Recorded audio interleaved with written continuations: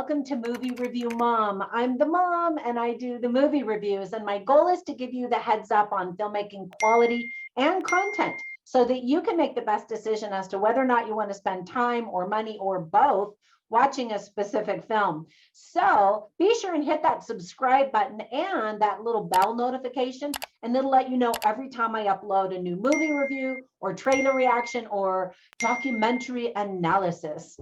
So today, the movie I'm reviewing is called Pumpkin Everything, and that title just made me literally laugh out loud when I saw it. It is that time of year, and for some people, pumpkin is everything they want right now. This pumpkin-y drama and comedy, dramedy of sorts, is now available exclusively on the Hallmark Channel. It's rated TVG and is an hour and 24 minutes. The movie review mom grade I'm going to give it is a B. But now I kind of hesitated saying that. It's like a B for Hallmark movies, which is a little bit different, but I'm getting ahead of myself. I'm going to give you an overview in a nutshell, and then I'll point out things that I liked and didn't like, as well as offer tips for parents, themes worth talking about, interesting lines, funny lines, and even recommendations for other movies that I think that you'll also like, or maybe even better than this one. So in a nutshell, Amy, who is a successful novelist, returns to her hometown to look after her stubborn grandfather, Tom, and his pumpkin-themed store. While staying there, she crosses paths with a man from her past. Ooh, could it be a romantic man from her past? Yeah, of course, this is Hallmark. So if you are not in the pumpkin and fall foliage mood before you watch this movie, you definitely will be. I said that weird, didn't I? You definitely will be after, because this is a brown, sugary, sweet, romantic comedy all about the autumn. The fall film was directed by Jeff Beasley and written by Paul Diddy and Beth Labonte. Wouldn't that be awesome to have your last name Diddy?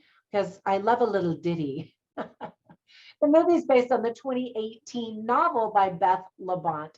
Now, I don't know if she pronounces her name Labonte, maybe, I don't know.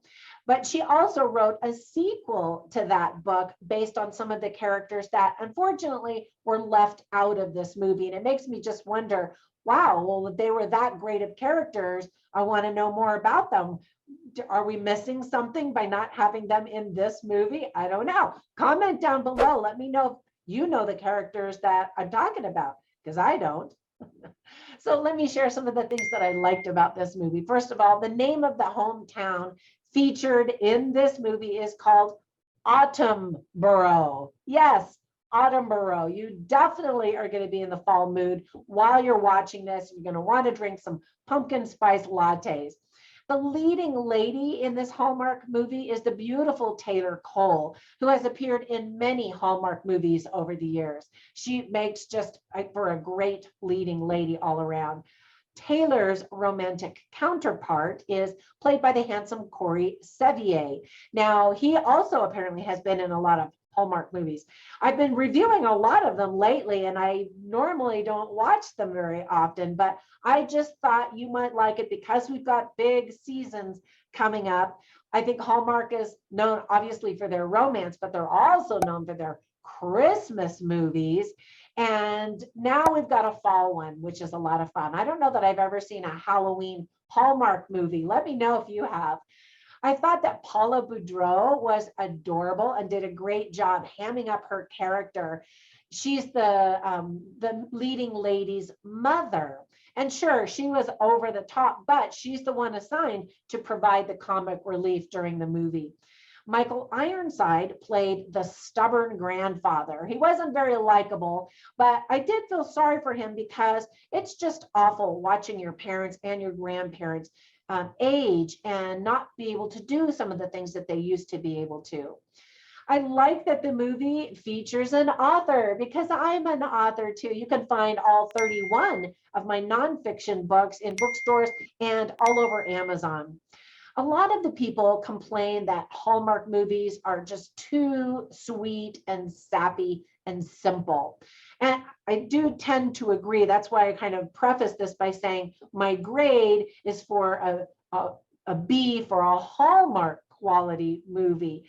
But again, isn't it nice to just kind of get away from all the misery and ugliness that are in the world for a little while? I do. Let me share some of the things that I didn't like about the movie or thought could have been done better. For example, there's so much plastered hair, so much coffee, pumpkin lattes specifically. But that's part of getting in the mood, right? I don't drink coffee, but pumpkin other stuff I like a lot. And again, I can absolutely relate to the stubbornness of aging parents and grandparents who refuse to get help when they need it. It's hard for them to overcome pride and admit that they can't do what they used to be able to do with ease and flair. And that's a big part of this movie. The romance seems more of an afterthought. There is history between the pair, the couple that's in this movie. So we don't get to watch them meet and fall in love because they've already met and apparently were in love, but we don't know really to what extent. They simply decide that they like each other again in this movie. So that's not, big breaking news and doesn't make for lots of melodramatic scenes in the film. Sadly, there's not much chemistry between the two together. They just kind of felt like bland vanilla, not pumpkin spice.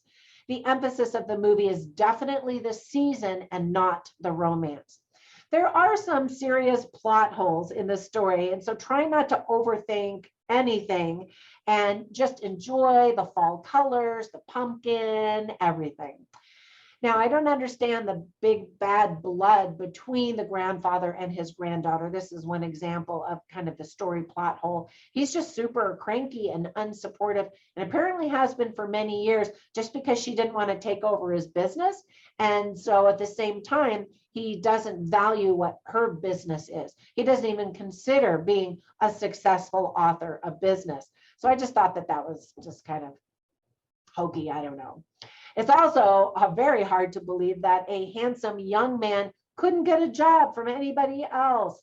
Did anybody buy that storyline? Now, we're told that there were some difficulties in his past, but I don't know. There really isn't any action or major conflict, in other words, to overcome, just some scheduling issues mostly. None of the characters felt real. As I mentioned, they are sugary sweet, and I like that, but sometimes they just want, some reality in there too. Let me give you some tips for parents if you choose to watch this with your kids, because it's actually a very clean, safe movie, which I love. The movie is rated G and is perfect for family viewing. It's very sweet and very simple. No profanity. I always appreciate that. There is an old man who falls down and gets hurt, but other than that, there's not a whole lot of drama going on and nothing dangerous or scary.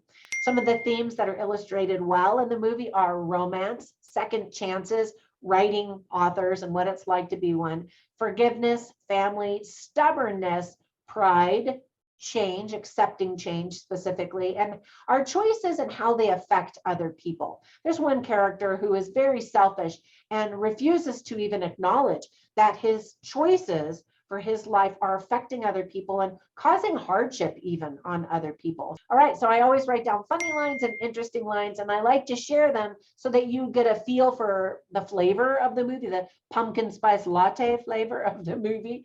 I didn't write down any funny lines. Again, it's not a big comedy. There are supposed to be some amusing moments, but nothing laugh out loud. But I will share some interesting lines, and you can see all of them on my written review at moviereviewmom.com. So Tom, who's played by Michael Ironside, says, most of the change I've experienced in my life was unwanted. And so he looks at change in a very negative light. And then later on, he says, growing old ain't for the faint of heart. And boy, ain't that the truth. And then another interesting and true line is when Amy, who's played by Taylor Cole, says, it takes time to discover who you are and what you want in life. Hear, hear. All right, so let me share a recommendation for another movie that I instantly thought of. I was trying to think of movies that were fall related and romance stories. And so I found an older movie that it's been years since I've seen it, but I still remember that fall feeling in the air, the crisp autumn leaves. And so if that's kind of what you're in the mood for, check out the movie Autumn in New York. So it's an autumn spring kind of a romance. And it features the handsome Richard Gere and the talented Winona Ryder. So like I said, it's a little bit older, but it's kind of an oldie and a goodie. All right, thank you so much for watching, and be sure and comment down below what fall romantic movies you're in the mood for, or that ones that you've seen and that you could recommend to everybody else. Have a fantastic fall day, and I will catch you in the next one. Bye for now.